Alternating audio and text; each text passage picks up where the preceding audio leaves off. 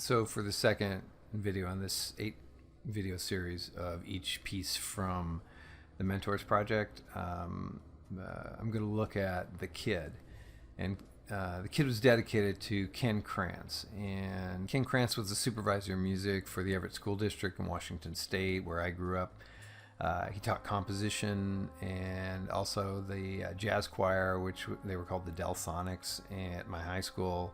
And that particular choir was this award-winning ensemble, very much in the style of Singers Unlimited or Manhattan Transfer. And I had played electric bass in that group and also tried my hand at some vocal arranging at the time. So this is way back in high school. And as a mentor, Ken was simply just encouraging to his students. And he's a terrific composer. He also introduced me to the instrument which I ended up playing more than any other, which was the electric bass. I'd been playing trombone around that time, and my first instrument goes back to like this really stinky, super musty trumpet that I had in elementary school. I still smell that thing. It's just a very memorable odor from that trumpet. And so I played the trumpet for a while, and then when I got into junior high, I played baritone horn and some trombone in the jazz band. And then when I got to high school, I just was playing generally trombone. But at the end of my freshman year, Ken came up to me and just said, "Hey, we need an electric bass player for the Del Sonics choir next year, and I think you'd be pretty good at it. So if you're interested, we'll loan you a bass and some books so you can learn how to play it. And auditions are in 2 weeks." And that's all he said. And when I look back at that moment, I think he simply just had a read on what my potential could have been, and he gave me a challenge. And I worked my butt off for those 2 weeks, figured out like the mechanics of the electric bass and how to play it. I could already sight read really well, so I was just sight reading everything I could get my hands on, and I learned how to create things like walking bass lines, which is a typical thing in jazz, where you sort of create your own little bass line from the charts that have the chord progressions in them, and then and then 2 weeks later, I successfully auditioned and made it into the ensemble, and played in that group all the way through graduation. As an educator, Ken was really amazing at clearly explaining all the technical aspects of performance. Things like, dynamics, articulation, phrasing, tone, controlling every nuance of your instrument, and in many cases, I'm speaking more specifically because of the jazz choir thing of the voice. He was just really masterful in rehearsals. He could break everything that needed to be learned into smaller components and then systematically build up the confidence of the ensemble to a really high level. And that particular technique of sort of breaking things into pieces, that's a more complex idea, and breaking it into pieces that are smaller and more bite-sized and easier to understand, and then you sort of use those little building blocks and build it back together. That's a technique I still use today, and it's also, my father was a great educator, so that was a technique that I learned from him. It happened to be that Ken used a similar kind of approach, and it's just a great approach when you're trying to teach something, to kind of break more complex ideas into smaller ones and then build up from there. So in the composition for TheKid, I thought about a bunch of different things. So Ken, when I think of him, he was a great writer. He was a great arranger, in addition to being a great educator. And he was a trumpet player, so when I was coming up with material for TheKid, I knew it had to feature a really great trumpet part. In actuality, I decided on a close relative to the trumpet. It's called the flugelhorn. So it's a little mellower, it's got a warmer tone, but it functions mechanically the same way. It's got the same kind of valves and the same fingerings and all that kind of stuff.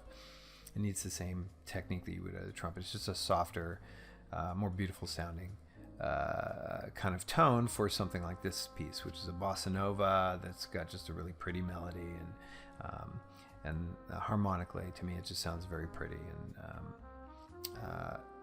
let's see, other components within this particular piece.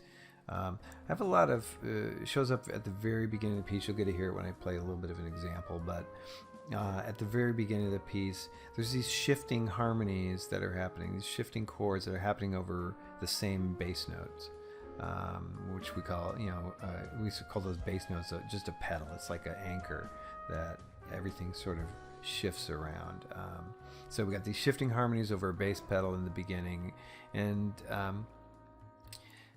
another aspect of this is the sort of simple idea of the key that the piece is in. So there's just times when sometimes the key means everything, like what key it's in. It just feels better in certain keys than in others. So in this particular tune, the key of A flat ends up feeling the best to me. There's something about it that just feels perfectly warm. It conveys the feeling that I'm trying to create with the tune. And if I tried to play it in a key like C major or something like that, it's just, and I might play the chords exactly the same way, but it just feels different. And also the choice of key in music is sometimes you choose a particular key because of the range of the melody that you write. It sits in a particular location, and it might feel a little more comfortable for whatever your lead instruments are if you pick a particular key to put it in. And that goes the same for any sort of harmonic accompaniment, where it sits in the range that it's in relation to what key it's in. Sometimes can help you create a very specific mood. And for me, this particular tune, I think the key that I picked gives me the optimal amount of warmth and beauty, given the registers of everything and the melodic range and all that. And that sort of shifting harmony thing, like I mentioned at the beginning, it sort of portrays this very smooth and subtle color gradient that goes from light to darker to dark, maybe back to light. So it's just like these shifting shades that are happening that kind of help lead the audience along a particular path.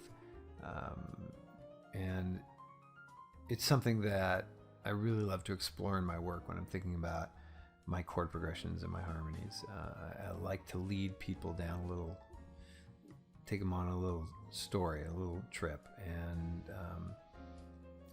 I'm usually super meticulous and careful about the kinds of harmonic progressions that I choose. There's just something about that really resonates with me. Let's see, is there anything else about Ken I can think of? Ken had a great laugh. He's still around. I so appreciate that he's still alive, and he seems to be doing great, and he's still writing, and he's got a little music publishing company that he still puts out his arrangements and his compositions for schools that have choirs all over the United States and around the world. And he's just a wonderful human being. So, this particular tune, it seemed important to me that he was definitely on my list of mentors that I wanted to pay tribute to.